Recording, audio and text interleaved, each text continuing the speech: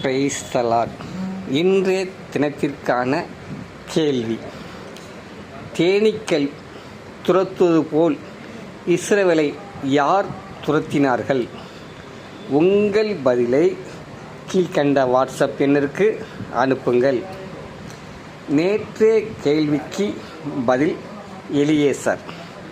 நேற்றைய கேள்விக்கு பதில் சொன்ன முதல் 4 பேருடைய புகைப்படமும் மற்ற அனைவருடைய பெயரும் இடம்பெற்றுள்ளது. நம்முடைய சேனலை லைக் பண்ணுங்கள், ஷேர் பண்ணுங்கள், சப்ஸ்கிரைப் பண்ணுங்கள். நன்றி.